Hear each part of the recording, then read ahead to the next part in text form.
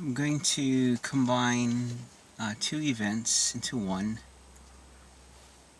Um, this is relating to marriage now, my wife. I feel that I've been making, and she knows that also. She's she said it. I've been trying really hard to be self-aware of myself and my reactions. I'm not. I'm still. I still don't do what I'm supposed to do. Um, I have that default that I go back to unless I'm self aware, unless I'm in the spirit. If I'm just living just living life normally, the thoughts, the old way of thinking, my OCPD, my default wants to, it is what it is. I slip back into that. So it's important to be prayerful, reading your Bible, walking in the Spirit so you are aware and you can feel your flesh rise. And if not, you're going to be stuck. I'm going to be stuck. So I feel that I've been trying really, really hard because I felt like I was like the prodigal son. I came to my senses because I'm sick of the situation that I'm in. Um, I I just don't want to keep doing what I'm doing. So I've put myself and my family through too many years of the same old stuff, and just recycling over and over again. So, like the prodigal son, I came to my senses, and so I wanted, I went to my father in heaven, and I've been doing better through being self-aware and calling upon his strength and focusing on him and letting his word and his spirit direct my path. Anyway, I've been doing really good, overall. Not perfect, but overall. And then it's hard when, I slip up, I mess up. And then um, my wife gets upset at me. And I feel like almost because of, I went back to my default way of thinking, speaking, and acting. I know I've come so far, and then, I messed up, and then she's upset at me, and then I'm upset because she can't, she can't give me some allowance for all of the progress that I've made, and I feel upset that, and I was turning it around, and it's half, but again, you know, people like me are logic based. OCPD people are logic based, but they are emotional, whether they want to admit it or not, and they turn things to an emotional extreme. Not all OCPD people are like me. Um, some things bother me that bother other people, with the same thing. But anyway, I wanted. I came back at her, and I said something like this. I said, "I'm trying to learn to live and overcome these things. This way that I've been for so long, all my life. No, well, no. Um, I felt it early on, growing up, and then it got worse and worse. And I said, can't you learn to live with me and work with me? Because I don't just fly off the handle for nothing or get upset for nothing. There is a reason, and we everyone has issues, and she has some things in her past. There's triggers. We trigger each other. Sad to say, but through God and through mercy towards each other, um, we are happily married. Um, but we still trigger each other and the things of the past, and I'll say something. um, yeah, I asked the question, she didn't answer it, and that's one thing that triggers me. I don't like when I ask a question, people don't answer it. They talk, but they don't answer my question. For example, if I email or text someone something, like an address, date, time, like, to me all the information is there, and they come back at me and text me back or email me back, um what day was this again? It drives me crazy because all the information was already given. I get really upset. um and I try my best not to let them know how upset I am at that. To like my wife and to some people, that's like nothing. They'll just repeat it, or just answer the question. I'm like, you didn't take the time. I feel offended, greatly offended, because I put I put thought into this information and I put it out there.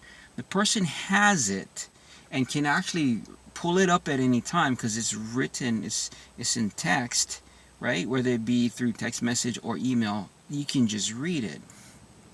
And to me, there's no reason for confusion. It's everything is there, and if you are confused, you got to ask me a question about something I already answered. It makes me very upset because I perceive it, even though I'm learning perception versus intention, how I perceive that, and whether that the person had any intention. I perceive that it is extreme disrespect to me. In a scale of 1 to 10, that's like a 9. That's one of my high triggers. When I when there's information that I need to give you or you need to give me, and it's like real basic information. It's not like super hard. It's like this information from one person to one person needs to be passed. One person needs to give somebody information, one way or the other. And if it's a simple process and that's not done, I get really, really triggered. It bothers me tremendously, and I attach offense and disrespect to me. I take it personally. So that's my perception. But what was that person's intention? Was that person's intention to extremely disrespect me? The answer is no. The answer is no. So I asked a question to my wife. She didn't answer it. I asked it again, and she saw that I was upset at her. And then she got upset because here he goes again, doing this again. And from her point of view, and this is what she told me, I was just trying to talk to you. I was just trying to have a conversation. And my thing was like, I was listening to the conversation. I just asked you a question about what we're talking about. And I didn't have to get upset. I took that as disrespect because she didn't answer the question. She kept going, and I was mad, and she could see that I was mad, and she was upset that she just couldn't talk to me, have a simple conversation without me once again doing what I've done for all these years. So again, my perception was a 9, disrespect. Her intention to disrespect me was a 0, and I know that. We we shut down, gave each other silent treatment for a few minutes. as a strategy that I learned from my psychologist to differentiate perception versus intention.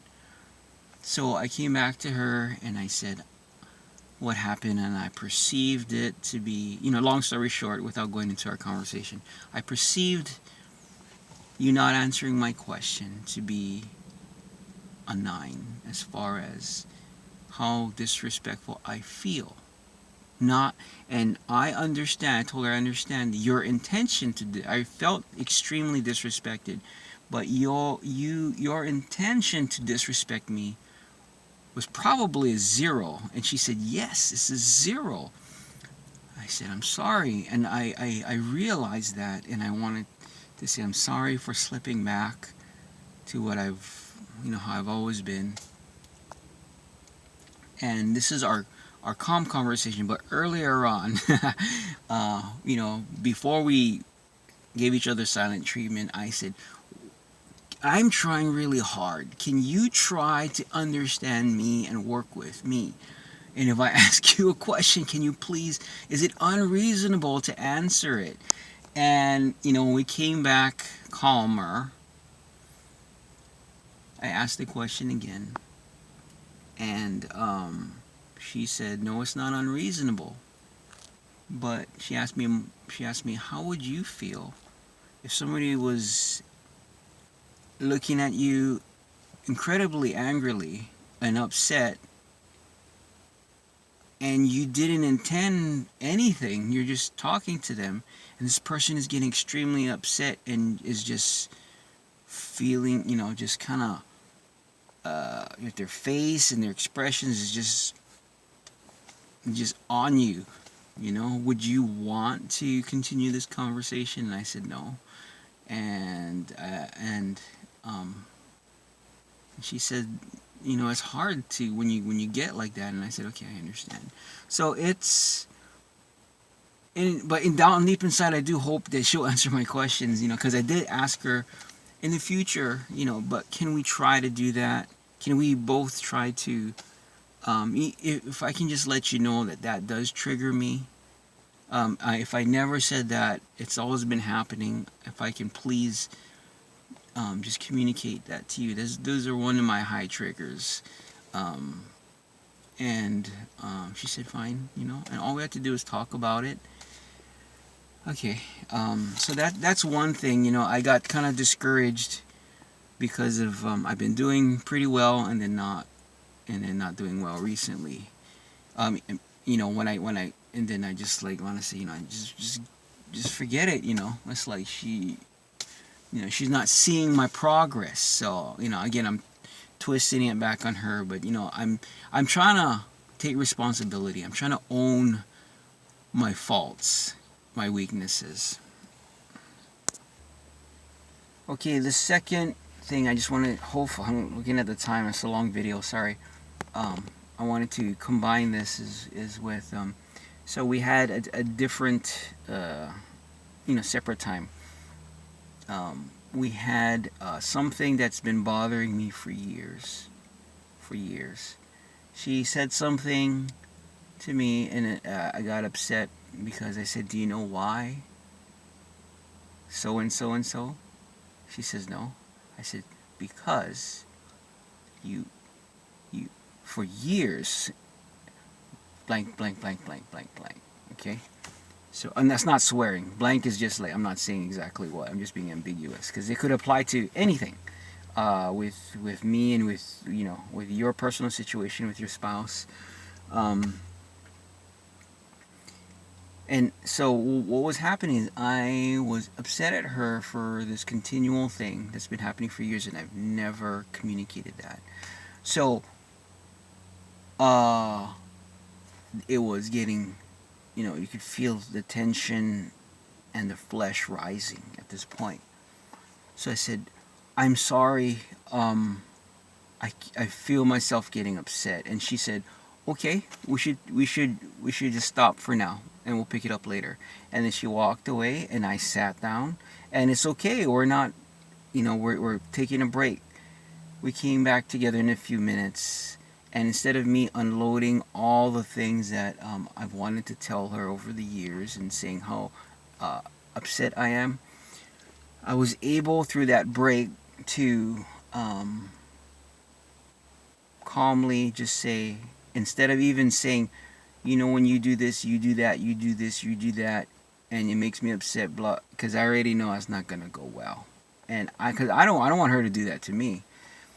I decided to, when we came back together, I decided to just say, okay, could we, and I just focused on the solution. Could we do this?